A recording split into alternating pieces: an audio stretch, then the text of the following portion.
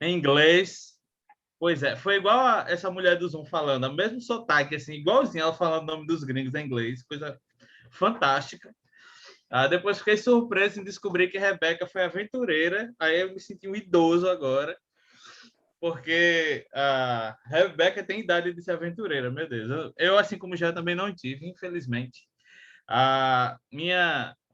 Já estava falando de bagagem, né? Quando ele começou a falar em bagagem, achei que ele ia falar da nossa irmandade de peso, né? Mas. Mas que bom que não foi isso, já.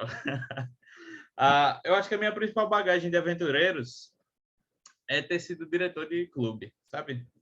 Quando a gente é associado, quando trabalha em coordenação e tal, e aqui tem o Gel que é associado, a Rebeca que é secretária, tem tantas pessoas aí que devem ser de coordenação, mas eu acho que todo mundo aqui vai entrar no consenso que nada te dá mais bagagem como a liderança de aventureiros do que estar lá no clube. Você ser o diretor, você ser o conselheiro, você ser o associado, você está lá toda reunião, todo final de semana, ou quase todo, dependendo de como o seu clube funciona.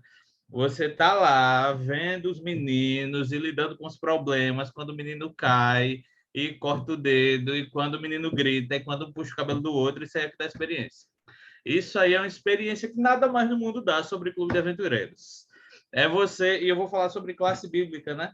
O que dá mais experiência no mundo em classe bíblica é você, quando você vai tentar dar classe bíblica, quando você não tem muita experiência, e você chega lá para falar sobre, sei lá, qualquer coisa, qualquer assunto que seja, e tá um caos. E você tem ali, às vezes, 20 minutos, e dos 20 minutos que você tem, você gasta 15 minutos para acalmar a turba, para que os meninos fiquem calmos, para que você consiga falar. Eu acho que essa é a maior bagagem do mundo de aventureiros. Deixa eu só dar um gole nessa. Eu estou bebendo de canudo porque eu tenho uma bebê, já sabe, né? Eu tenho uma bebezinha de 1 ano e ontem ela veio me abraçar. Com todo amor que os bebês nos abraçam, ela dá uma cabeçada que cortou meu lábio aqui por dentro. Então, estou bebendo de canudinho aqui. Peraí, hein? Pronto. Ah, então, o que acontece é justamente isso. No Clube de Aventureiros, quando a gente chega para o clube, né, a gente aprende que a gente tem os nossos ideais e tal, aí tem um voto, por amor a Jesus, farei sempre o meu melhor, tem a lei, Jesus me ajude a ser obediente, puro, reverente, bondoso e colaborador. Essas 5 coisas, se vocês prestarem bem atenção, elas são 5 coisas que têm sido bombardeadas no nosso mundo atual. A gente tem muitos incentivos a não ser obediente, a não ser puro, a não ser reverente, a não ser bondoso e não ser colaborador. Sabe, a nossa função como igreja e especificamente a gente aqui como clube é fazer exatamente aquilo que a Bíblia fala que a gente faria, é andar na contramão do mundo. E a gente faz isso de muitas maneiras lúdicas dentro do clube de aventureiros. E talvez a maneira que lida com esses fatores e com essas mudanças de caráter e ensinar alguma coisa mais diretamente assim, menos pelas tangentes e mais de forma direta, você fala o nome do assunto, explica o assunto, é justamente na classe bíblica. A classe bíblica, ela, quando já participei de um bocado de curso 10 horas, né? Já assisti um monte, como participante, como instrutor e tal. E geralmente, quando alguém ia falar de classe bíblica, falava assim: as qualidades do instrutor. Aí li uma lista de um monte de coisa, né? Tem que ser bom, tem que ser dinâmico, tem que ser, sei lá, tem que ser um exemplo, tem que conhecer e tal. Pessoal, tem 3 qualidades. Para mim, particularmente, tem 3 qualidades principais. Todas essas outras são importantes para todas as áreas do clube. Mas tem 3 coisas principais para você ser o instrutor da classe bíblica. A primeira delas, anota aí, que essa é muito importante. Não ser chato. Essa aí é a fundamental. Sabe, quando a gente lida com aventureiros, e vocês sabem disso muito bem, os meninos dispersam, muito fácil. Os meninos perdem a atenção completamente, muito rápido. Então, quando eu falo não ser chato, ninguém aí, por favor, se chateie com isso. Mas quando eu falo não ser chato, é não ser chato na visão dos meninos. Quem tem que fazer a classe bíblica com os meninos é alguém que consegue ter a linguagem e abertura ali, liberdade com os meninos, sem perder a autoridade. Porque, no geral, é muito comum a gente ter pessoas dentro do clube, e eu já fui essa pessoa, que para ter autoridade junto aos meninos precisa ser um pouquinho chato. Na classe bíblica, já é muito melindroso. Vocês sabem que enquanto a gente está trabalhando, tem forças do mal querendo atrapalhar. E para a classe bíblica especificamente, tem que ser alguém que consiga lidar com os meninos de uma maneira que os meninos queiram estar com essa pessoa. Sabe, não simplesmente porque é um instrutor da classe bíblica que chega ali e bota moral, como a gente fala, né? E lida com os meninos e tal. Não, mas alguém que chega e os meninos quer participar. Porque se identifica com aquela pessoa. Porque, às vezes, sabe, a gente, quando pensa na classe bíblica, a gente quer... Um chão aqui cheio de coisa que a minha filha joga. A gente, às vezes, quando quer participar da classe bíblica, quando pensa em alguém para a classe bíblica, a gente pensa naquela pessoa mais séria e tal, que domina muito bem a Bíblia, que já tem muita experiência com o estudo bíblico. Mas em clube de aventureiros, a gente tem que ir em outra linha. Sabe? Geralmente, quem tem muita experiência com o estudo bíblico, tem muita experiência com o estudo bíblico de adultos, sabe usar uma linguagem de adulto, sabe sentar na casa de um adulto e conversar de um adulto para o outro. Para lidar com os meninos, alguém que brinca com os meninos tem muito mais facilidade de ser o instrutor da classe bíblica do que alguém que é simplesmente alguém que dá estudo bíblico, que é muito importante, que é outra função que a igreja tem, mas que para lidar especificamente com os aventureiros, precisa ver se casa realmente a linguagem que essa pessoa tem com o conhecimento. Precisa linkar essas duas coisas. Então, a primeira coisa é ser alguém que não seja chato na visão dos meninos, é alguém que consiga abertura com eles. A segunda coisa é amar os aventureiros. Sabe, tem que ser alguém que está lá e gosta de estar lá. Por que eu estou dizendo isso? Porque eu já vi muitas vezes a gente pensar na classe bíblica, e geralmente quando pensa em classe bíblica, por uma questão cultural, a gente pensa sempre em alguém que já tem muita experiência com o estudo bíblico. E às vezes a gente chama essa pessoa e não é alguém que lida com o clube, sabe? A pessoa num lenço, farda e tal, não sei o quê. O ideal é que seja alguém do clube ali, alguém que já brinca com os meninos, alguém que gosta, alguém que os meninos se identificam, entendeu?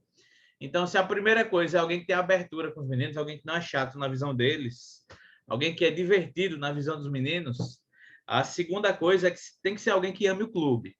Tem que ser alguém que ame o clube. Pode até ser alguém que você chama para somar, mas que essa pessoa venha amando o clube e amando os meninos. E a terceira coisa, que eu disse que eu falaria 3, é que tenha, de fato, um coração missionário. Da mesma forma que não pode ser simplesmente alguém que é bom de estudo bíblico, que você chama, também não pode ser alguém que vai fazer a classe bíblica só para cumprir um requisito do clube, ou só para que o clube tenha essa atividade porque a associação falou que esse é o período da classe bíblica, então vamos fazer a classe bíblica. Não. Tem que ser alguém que tenha um coração missionário, alguém que olhe para os meninos como candidatos ao céu. Alguém que olhe para os meninos e fale, nossa, com essa classe bíblica aqui, tão simples, eu vou ter... Tem uma aqui, ó. A classe bíblica com astronauta e tal, um monte de história espacial sobre nave. Então, com esse conteúdo, eu vou conseguir fazer esses meninos amarem Jesus, chegarem mais perto de Jesus. Tem que ser essa pessoa, entendeu? Então, 3 coisas. Não ser chato na visão dos meninos, amar o clube de aventureiros e ter um coração missionário. Isso aí, a Maria Conceição está dizendo. O melhor estudo que eu já usei foi esse de 2021, exatamente. Esse estudo aqui é muito bom, porque ele apresenta algumas coisas que a gente precisa. Eu vou falar dele daqui a pouco.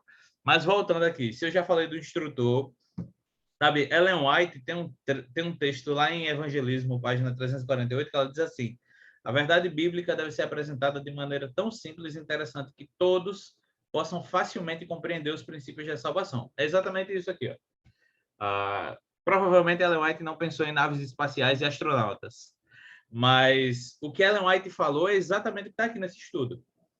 A verdade bíblica apresentada de maneira tão simples e interessante que todos possam facilmente compreender os princípios da salvação. Sabe, para o clube de aventureiros, a gente tem que adaptar tudo. Assim, quem trabalha no departamento infantil da igreja e tal, sabe disso. A gente tem que adaptar tudo para a linguagem dos meninos. Ali é o momento dos meninos. Então, na hora da classe bíblica, a gente não tem que pegar os meninos e colocar para fazer uma classe como uma classe de adulto, como uma classe de desbravadores. Os aventureiros são outras coisas. Os aventureiros são outra coisa. Eles trabalham com outra dinâmica. E é isso que a gente precisa fazer. Então, eu separei aqui acho que foram 8 tópicos que eu quero falar com vocês dentro do meu tempo. Na verdade, são 7, né? Então, aqui. Pronto, anotei aqui do lado. Pronto. O primeiro, vou passar por eles todos e falo um pouquinho da lição e a gente encerra, tá bom? Pelo menos a minha parte. Já me falou que vocês ficam aí até 2 horas, mas vamos lá. O primeiro ponto não, já estou brincando, já. Calma. Giovanni já ficou preocupado ali. Já saiu 15 pessoas da reunião do Zoom quando eu falei isso. O primeiro ponto é planejamento, sabe? A gente, às vezes, é muito burocrático e a gente pensa assim, não, vamos fazer o planejamento anual, é importante, tem um seguro, aquela coisa toda e tal. Para a classe bíblica, especificamente, o planejamento não pode ser muito longo. Sabe por quê? Porque, na prática das coisas, como vocês bem sabem, as coisas não funcionam dentro de um planejamento anual. A gente tem muita adaptação, a nossa igreja é muito dinâmica, aparece um programa, aparece um cantor, aparece um evento, aparece uma coisa de outro departamento, aparece um negócio do Ministério da Criança, aparece alguma coisa. Então, se alguém aí já conseguiu entregar um planejamento anual para a comissão da igreja no início do ano, para que ela vote, e conseguiu cumprir tudo que está ali, parabéns, você é um santo do Senhor. Porque, meu amigo, eu nunca vi isso acontecer em lugar nenhum. A gente não consegue cumprir planejamento anual, porque são muitos departamentos e muitas atividades. E se você é uma pessoa dedicada ao Clube de Aventureiros, uma coisa vai ser verdade. Você dificilmente vai ser dedicado só ao Clube de Aventureiros. Porque as pessoas que gostam de trabalhar, elas gostam de trabalhar. Então, você termina se envolvendo com várias áreas da igreja. E não só você, toda a sua liderança. E isso faz com que a gente tenha uma flutuação de datas. Mas o planejamento para a classe bíblica ele é fundamental. Você não pode chegar lá no dia e abrir a classe porque você é crente, você é adventista, você é crente, você é adventista, e você vai dizer, eu já conheço todos esses assuntos aí, eu vou chegar lá, vou ler, o negócio está em linguagem para menino de 6 a 9 anos, então eu com certeza vou saber. Então eu vou chegar lá, abro, leio, aí você chega lá e quando você abre, diz, nossa, nesse dia precisava de lápis de cor, nossa, nesse dia precisava que eu trouxesse uma cartolina, nossa, nesse dia precisava que eu trouxesse uma bola. Eu vou dar um jeitinho aqui e não usar. Pois é assim que você faz o contrário do que foi planejado lá no início para ser feito. Essa classe é muito boa porque ela tem uma das coisas principais para você ter uma classe de aventureiros. Né? Estou falando de planejamento, né? Que é o primeiro tópico. Pensem, no mínimo, num planejamento semanal. Tipo, acabou a reunião de hoje, se você está sozinho, ou se você trabalha em equipe na classe bíblica, tem várias dinâmicas, olha da semana que vem e planeje o que vai ser, porque dependendo, você vai ter que pedir para os meninos trazerem alguma coisa até o final da reunião.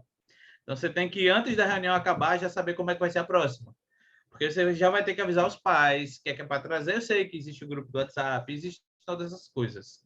Mas vocês também sabem que se você avisar na reunião e depois avisar 2 vezes no WhatsApp, uma no meio da semana e uma no dia cedo, vai chegar gente sem o material lá. Imagine se você deixar para avisar só no dia lá pelo WhatsApp, entendeu? Então, planeje. Um programa bom que eu já usei de classe bíblica e que eu já vi que funciona, eu anotei isso aqui, eu vou mandar para a Giovanna e depois ele compartilha com vocês aí. Eu anotei uma ideia de programa aqui, que foi um programa que a gente usava. Como eu falei para vocês, a gente foi de clube. O primeiro clube que eu participei, eu, minha esposa e um outro casal, foi a gente que fundou lá na nossa igreja. Não tinha clube lá, a gente não tinha nenhuma experiência, nenhum dos 4, nada de aventureiros, a gente não tinha filhos, mas a gente sentiu a necessidade porque a nossa igreja estava começando a aparecer crianças nessa faixa etária. Então a gente decidiu fundar um clube lá, e fundamos um clube.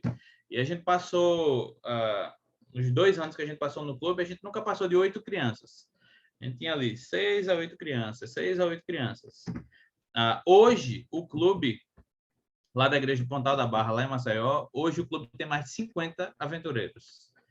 Por que eu estou falando isso para vocês? Porque hoje o clube é grande, mas eu nunca tive um clube grande. Meu clube foi pequeno.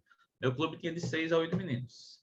A gente nunca desistiu por isso. A gente nunca se desmotivou por isso, pelo contrário. A gente dizia, se a gente tem esses 6 meninos, tem que ser o melhor clube do mundo, porque nós somos 4. Tem gente aí que tem 4 e tem um clube de 50. Eles têm que dar atenção, cada um, para mais de 10. Nós somos 4 e temos 6 meninos, então a gente tem aí, cada um tem 1,2, né? Não dá para quebrar os meninos, mas vocês entenderam. Então a gente consegue fazer um atendimento muito mais pessoal, muito mais próximo. E foi isso que a gente fez. E deu muito certo. A gente foi para Venturi e tal, enfim, o clube foi crescendo ao longo dos anos. Hoje é um clube enorme lá, tem uma estrutura grande, enfim, um dos maiores clubes do campo lá. Mas ele não nasceu assim. Por que eu estou falando isso aqui no meio do negócio do planejamento da classe bíblica? Porque a classe bíblica que a gente usava para um clube pequeno, quando a gente estava no IAN, a gente usou com um clube grande lá. Lá eu participei de um clube e o clube era muito grande, tinha mais de 100 crianças. E lá a gente usava o mesmo planejamento. E o planejamento era sempre música, de preferência ao vivo.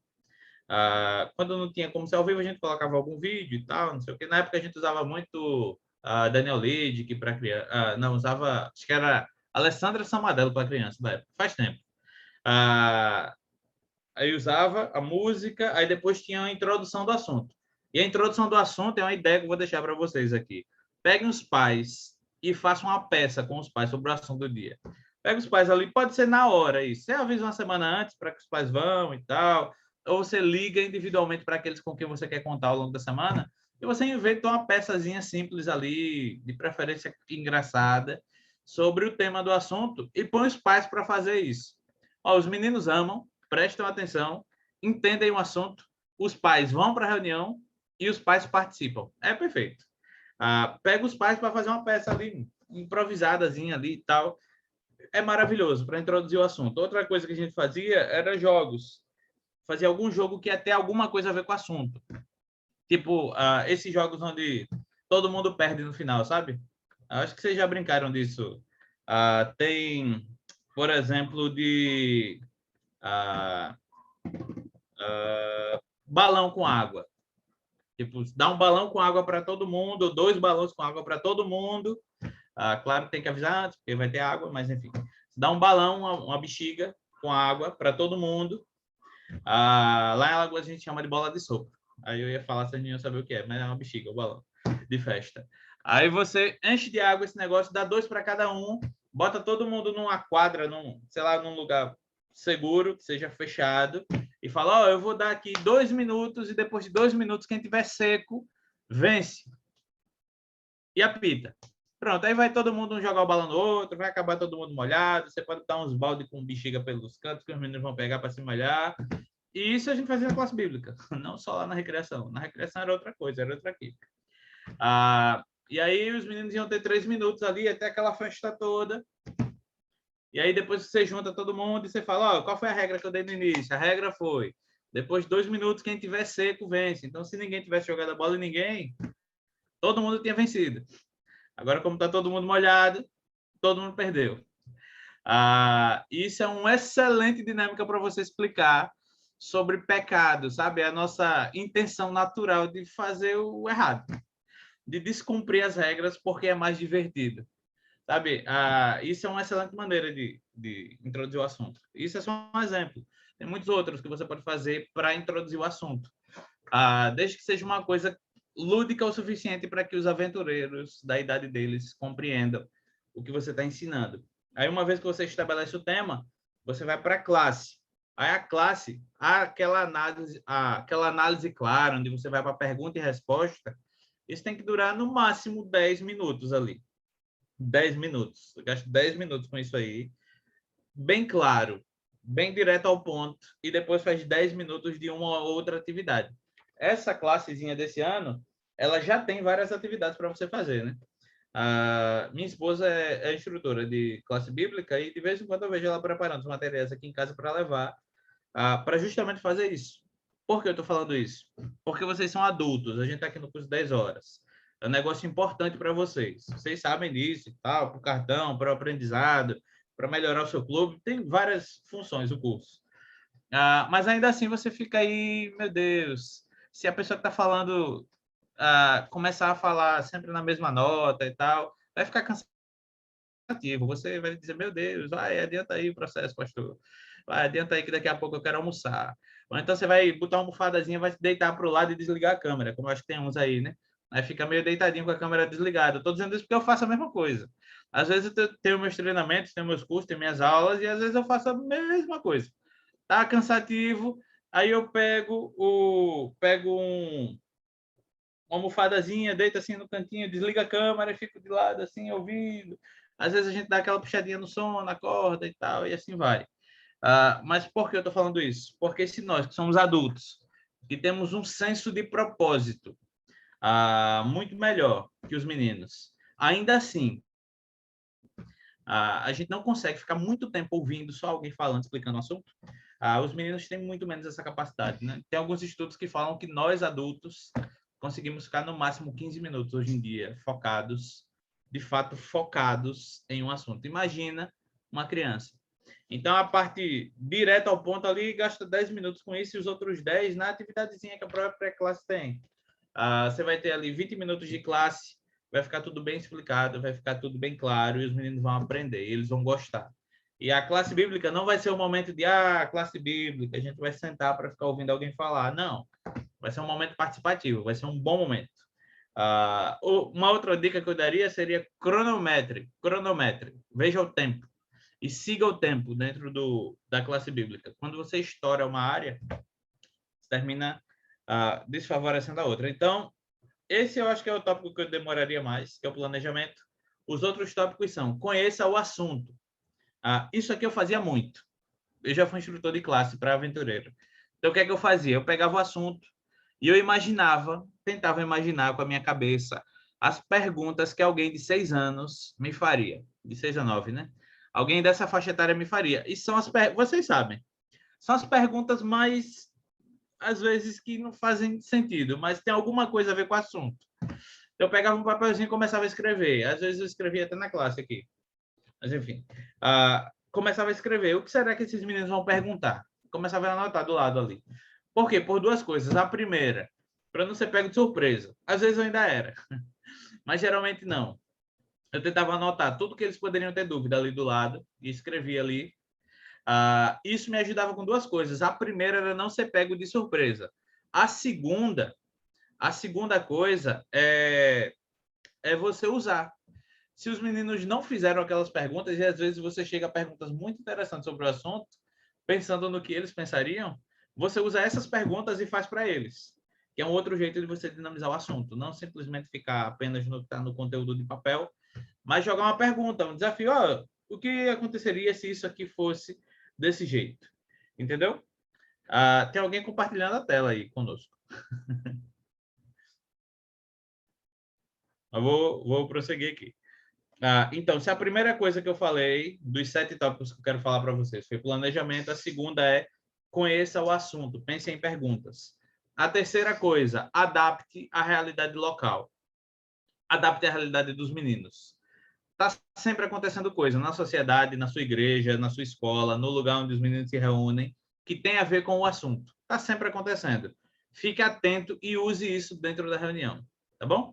A quarta coisa, envolva os pais. Eu falei dos pais lá na frente para fazer uma peça, uma coisa nesse sentido, para introduzir o assunto, mas os pais, o ideal é que eles estejam lá junto, na classe bíblica.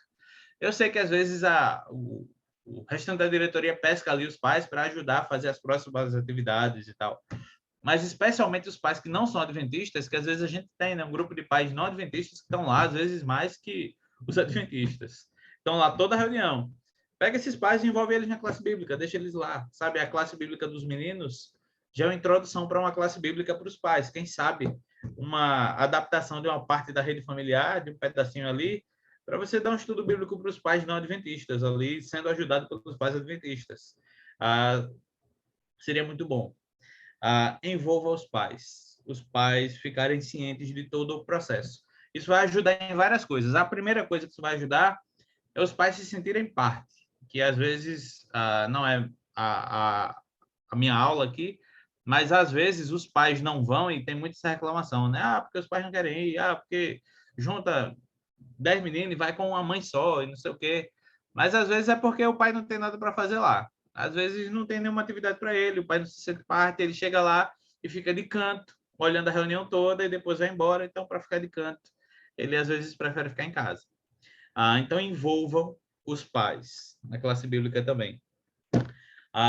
Planejamento, conhecer o assunto, adaptar a realidade, envolver os pais. O quinto é mantenha o interesse dos meninos a cada reunião. Por que isso? Porque o interesse deles era a cada reunião.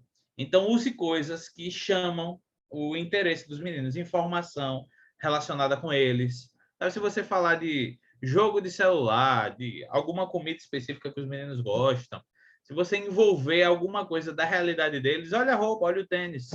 Às vezes você quer falar de um desenho animado que foi da sua época, mas o menino nem sabe que existiu. Mas aí você olha a roupa que ele usa, o calçado dele, a capa do caderno, a mochila que ele chega lá na reunião dos aventureiros, é tudo de um personagem que você nem sabe qual é. Sabe? Procura saber qual é, dá uma olhada. E você vai começar a fazer links com os meninos, que vai tornar o assunto muito mais interessante. Então, informação, um objeto interessante que você leve lá, um problema, um recurso visual, um filme. Pesquisem por curta-metragens. No YouTube tem muitos curtas interessantes para usar com criança. História. Leva alguém, um visitante, sabe? Um dia que você for falar sobre lei, leva um policial fardado lá. O policial chegando todo paramentado com a farda dele todinha, tira umas dúvidas dos meninos sobre a profissão dele, ele explica um pouquinho ali e tal, ele fala um pouquinho da visão dele sobre leis. Aí, nesse mesmo dia, vocês podem usar isso em especialidade, pode usar isso em classe e pode usar na classe bíblica também, no mesmo dia. E aquele policial vai servir para um monte de coisa. Aí depois você vai dizer, tem as leis e faz uma adaptação e no dia da lição das leis, você vai ter o exemplo vivo do policial ali dentro da sua reunião. Coleção, tem gente que coleciona um monte de coisa interessante. Aí, às vezes, você sabe, às vezes é alguém do clube dos moradores, às vezes é alguém da igreja, às vezes é alguém da sua comunidade. Aqui perto do Shopping Itacaruna, tem um centro de ciências ali que tem várias experiências. Eu não sei se todo mundo aí conhece, mas eu fui recentemente com minha esposa, a gente estava passando aleatoriamente de carro e disse, não, vamos entrar. A gente entrou lá e tem muita coisa interessante ali, tem uma criação de tilápia enorme, mas tem várias experiências. Tem uma que você consegue levantar o carro com uma corda, porque algumas experiências físicas ali, né, de física mecânica. Então, tem uma corda e você consegue levantar o carro. Tem uma pista de corrida que você dá um piquezinho ali de 10, 15 metros e tem um velocímetro na frente que fala a que velocidade máxima você conseguiu chegar enquanto corria. Tem muitas coisas interessantes que você pode aproveitar dentro do seu conteúdo. Pode fazer uma reunião toda lá.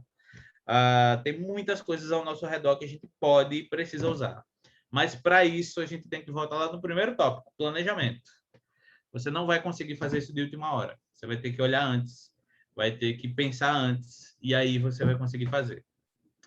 Vai conseguir fazer quando você pensar. Uma coisa que você pode ir fazendo é um momento que você conseguir sentar, você ir olhando as lições que estão para o futuro e vai anotando a força da lei. O que é que eu poderia usar nesse dia? E vai fazendo anotação na sua lição. Vai anotando, nesse dia eu poderia usar isso, poderia usar aquilo. E aí, quando for chegando mais perto, você vai ter várias alternativas, que você vai poder pegar a sua própria lição e vai ter as ideias ali do que você pode fazer, tá bom? A sexta coisa das sete que eu quero falar com vocês foram planejamento, conhecer o assunto, adaptar a realidade local, envolver os pais, manter o interesse dos meninos. A sexta é avaliação. Pessoal, avaliem as suas classes bíblicas. Não precisa ser toda a reunião, porque se você tentar fazer toda a reunião, não vai funcionar.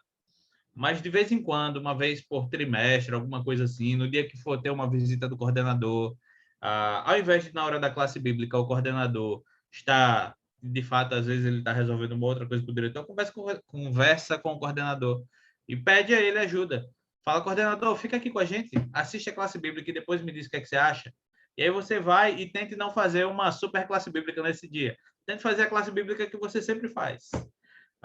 E depois pede a ajuda e a opinião dele. E aí ele vai falar onde está melhor, onde pode melhorar. E assim vai avançar o processo. Mas não precisa ser só o coordenador. Pode ser o pastor, pode ser um pai que você confie na opinião. Pode ser alguém da direção do seu clube que geralmente não está lá, está cuidando de outra coisa. Você pede uma reunião para que essa pessoa fique lá e faça uma avaliação da sua reunião. Pode ser um dia você pedir para todo mundo da direção ficar lá e juntos eles avaliarem no final e ver onde pode melhorar, onde não pode. Sabe, quando você faz todas essas coisas, quando você planeja, quando você conhece o assunto, quando você adapta a realidade, quando você envolve os pais, quando você mantém o interesse dos meninos ao longo de todo o processo, quando você vai avaliando ao longo do caminho para você ir melhorando onde você está errando, você termina descobrindo que quando chega lá no final e você quer trazer uma família para a igreja, você quer levar um aventureiro ao batismo, e você vai fazer um apelo, você vai conversar com os pais, tudo fica muito mais fácil. Quando você seguir esses passos, porque já é natural. Os pais já vão fazer parte do processo.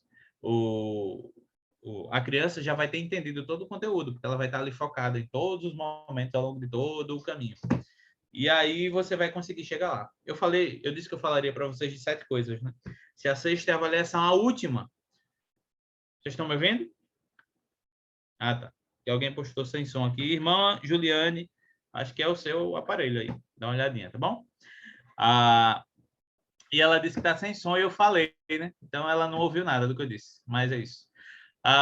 Então o sétimo e último ponto que eu vou falar para vocês vai ser justamente entusiasmo, alegria. Sabe, a classe bíblica não pode ser um momento triste do seu clube. Se tem 2 momentos do seu clube que precisam ser alegres, são a classe bíblica e a recreação. Os outros momentos de outras equipes, tudo bem, mas classe bíblica e recreação tem que ser um momento animado. É um desafio? É, porque a gente quer manter a atenção e a animação. E os meninos, eles têm a tendência de exagerar na animação e reduzir a atenção. Mas esse equilíbrio você vai conquistar fazendo justamente todas essas coisas. Se você conhece o assunto e usa perguntas interessantes, se você se planejou e você levou alguma coisa que chama a atenção dos meninos, se você fez uma peça ali com os pais, tudo isso vai jogar o momento lá para cima. Vai ser um momento alegre, vai ser um momento feliz e vai ser um momento da classe bíblica. E eu acho que era isso, tá bom? Eu quero terminar lendo para vocês, na verdade, um trecho do Ciência do Bom Viver, de Ellen White, que diz assim, ó, Jesus ensinava de tal maneira que levava todos a sentir a plenitude de sua identificação com os interesses do bem-estar deles. Era tão direta, suas ilustrações eram tão apropriadas, suas palavras eram tão brilhantemente repletas de simpatia, que seus ouvintes ficavam deslumbrados. Então, quando você for falar com os meninos, leve Jesus para os meninos. Sabe, a lição, ela tem muitos assuntos. Tem um dia que fala só sobre a lei, tem um dia que fala só sobre a morte, tem um dia que fala só sobre saúde, tem um dia que fala só sobre a origem do mal, mas em todos os dias, independente de qual seja o assunto, fale de Jesus. Fale da relação de como Jesus vai vencer a morte um dia. Fale de como Jesus quer que seu corpo seja mais saudável. Fale sobre como Jesus ficou triste com a origem do mal e como ele montou todo um plano para que essa origem do mal tenha um fim e que o mal acabe. Sabe, foque a classe bíblica em Jesus Cristo. Essas outras dicas são importantes. Se vocês anotou, eu vou mandar para o Giovanni, pode mandar para vocês também. Elas são importantes. As questões organizacionais e administrativas são importantes. Mas nada vai ser mais importante que levar Jesus até esses meninos. Se os meninos tiverem um encontro com Jesus, aí vai dar certo. Aí a classe bíblica vai funcionar. Porque o objetivo da classe bíblica é esse. Tá bom? Deus abençoe vocês. Obrigado pela atenção. Giovanni, valeu aí, meu amigo. Meu pastor, que bênção. Obrigado aí por nos dar boas dicas aí para a gente poder trabalhar melhor com os nossos aventureiros. É sempre um prazer receber o senhor. Deus continue abençoando sua vida, seu ministério. Gente, quando a gente pede ao pastor, o pastor nos dê um apoio, nos dê uma força. O pastor diz, eis-me aqui, vamos embora. Deus seja louvado. Pastor, obrigado mais uma vez, viu? Deixa eu ver se tem alguma pergunta aqui que o pessoal possa